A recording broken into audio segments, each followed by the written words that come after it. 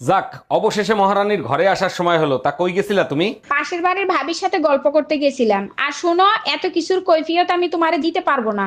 অবশ্যই কৈফিয়ত দিতে হবে, কারণ তুমি আমারটা খাও আমারটা পরো। দেখো, বিয়ের আগেও আমার ওজন ছিল 50 কেজি, বিয়ের 5 বছর পরও আমার ওজন 50 কেজি। তাহলে তোমারটা খাইলাম কোথায়? এই কই তুমি, তাড়াতাড়ি খাইতে দাও, খিদা লাগছে। প্রতিদিন রান্না করতে করতে বোর হয়ে যায়, মাঝে মাঝে বাইরে খাইতে যাওয়ার পারমিশন দেওয়া যায় না? প্রতিদিন তোমাকে দেখতে দেখতে আমিও তো বোর হয়ে যাই, মাঝে মাঝে পাশের বাড়ির ভাবির সাথে। তুই একবার যাইয়া দেখ, পুতা দিয়ে জায়গা মতো ছাঁচা দিব। ভাবি, 4-5 দিন দুধ দিয়েন না। আর এ মাসে আপনার দুধের বিল হয়েছে কয় টাকা? অরুণ ভাই, এ মাসে দুধ বেশি নিছেন, সব মিলিয়ে 1500 টাকা হইছে। ও আচ্ছা ভাবি, আমার কাছে তো ক্যাশ নাই, আপনাকে অনলাইনে পেমেন্ট করে দেই। অরুণ ভাই, অনলাইনে পেমেন্ট করেন, সমস্যা নাই, সেরা টাকা দিয়েন না। এই ঘরের দরজা বন্ধ করে দিয়ে বসো।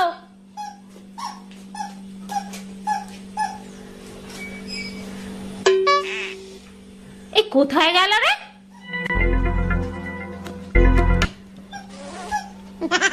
তোমাকে এখানে বসতে বলেছি, বাইরে গিয়ে বসতে বলেছি। আবু, আপনাদের মোটা জায়গাটা একটু দেখাবেন? হরম তো ঘর হবে তো মুতার জায়গা দেখাবো। আরে আরে, কথা তো শুনবেন, কথা তো শুনবেন। মোটা জায়গা মানে আমি বলতে চাচ্ছি যে আপনাদের টয়লেটটা একটু দেখাবেন।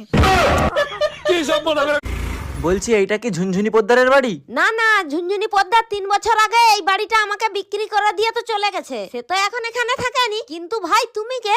ঝুনঝুনি পোদ্দারের নামে একটা পার্সেল ছিল, পার্সেল দিতে আসছি আমি। আসলে আমার নামই ঝুনঝুনি পোদ্দার। আসলে আমি ভাবছিলাম তুমি কিস্তিওয়ালা, লোনের টাকা আনতে আসছো। এই অনিল আমার কাছে টাকা পায়, বারবার করে ফোন করছে, বলে দাও তো আমি বাড়িতে নেই। হ্যালো।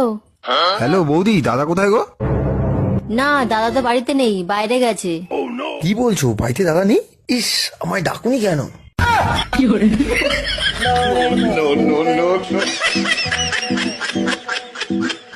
আচ্ছা ভাবি, আপনি যখন আপনার জামাইয়ের সাথে ঝগড়া করেন তখন আপনার মন কি চায়? অরুণ ভাই, মনে হয় এই কুত্তার বাচ্চার সাথে আর 1 মিনিটও থাকবো না। আর যখন আপনার জামাই ভুল স্বীকার করে আপনার কাছে মাপ চায় তখন আপনার অনুভূতি কি হয়? তখন মনে হয় ওরে ছাড়া আমার শ্বাস নিতেও কষ্ট হয়।